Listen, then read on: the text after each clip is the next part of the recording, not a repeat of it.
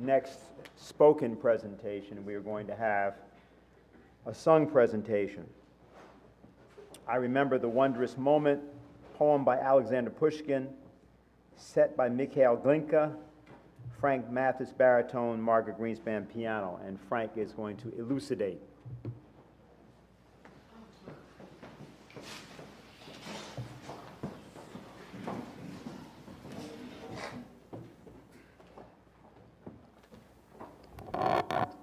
Good afternoon. Because of the nature of the language Russian, which many people may not be familiar with, but also because of the nature of the history, which we've already begun to develop, I think it's important to have some very specific background on not just the poem, but Alexander Pushkin. Russia and America have always been natural partners from the very beginning. In the mid-18th century, the 1700s, Mikhail Lomonosov was a famous Russian scientist, philosopher, etc. He was one of the Russians that began to develop a literate Russian language, a unified literate Russian language for the scientific community. The problem was that the Russian court still mostly spoke French. They didn't really have a unified concept of a national Russian language. Pushkin, when he was finally born in 1799, took not great offense with this, but he felt it deeply, that you had nothing to unify the entire nation of Russia in terms of capacity to communicate an idea, an important, beautiful idea like justice or peace, etc. Pushkin went to the newly founded Tsarskoye Selo Lyceum, founded under Alexander I. His first headmaster, a gentleman named Vasily Malenkovsky, was the Russian diplomat and philosopher to the United States of America, the new, nascent United States of America. He was the one who ended up translating Alexander Hamilton's On the Report of a Subject of Manufacturers into Russian a year after Hamilton was assassinated in 1804. He was the first headmaster of the Tsarskoye Selo Lyceum, under which Pushkin was being trained. And Pushkin and Malenkovsky became very good friends. So there's Hamilton. But Pushkin's fight was very specific before we get to the poem, that in order for a nation to have an identity and the capacity with which they could communicate with other nations, collaborate with other nations, in terms of technology and science and poetry, right? Germany had its men of letters. France had its men of letters. Russia was still developing some of this. And the explosion occurred in literature and poetry after Pushkin.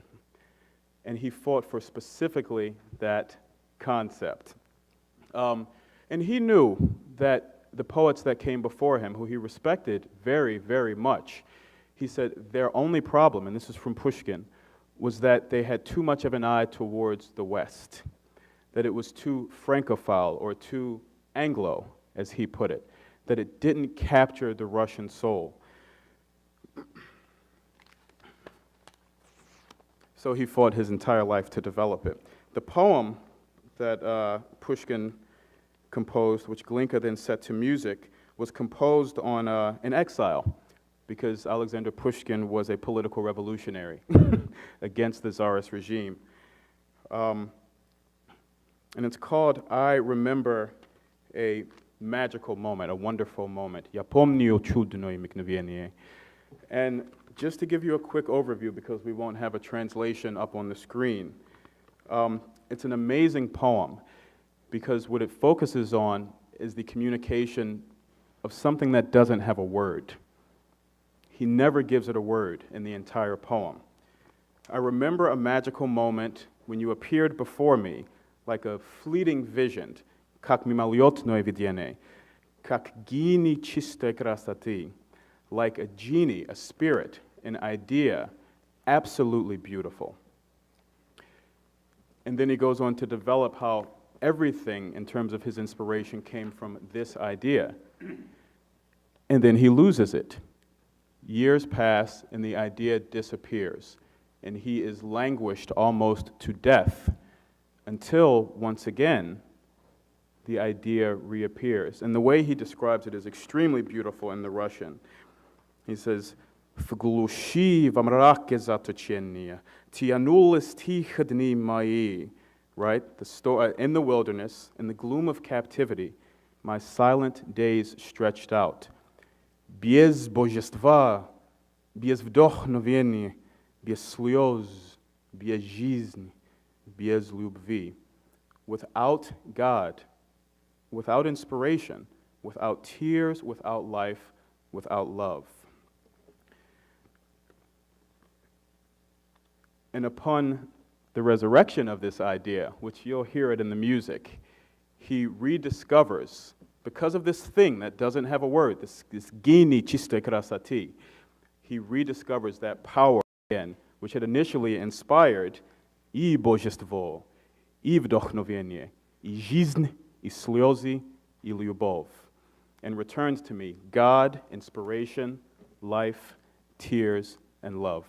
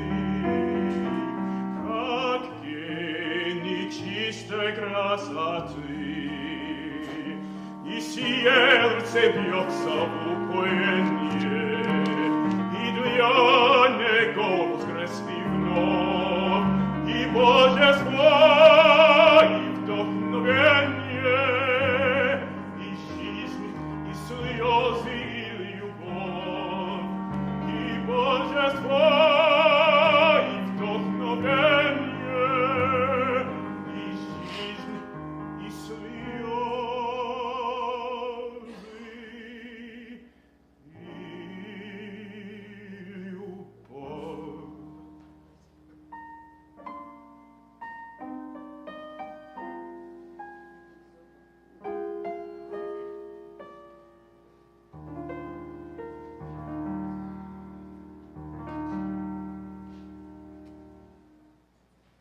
Good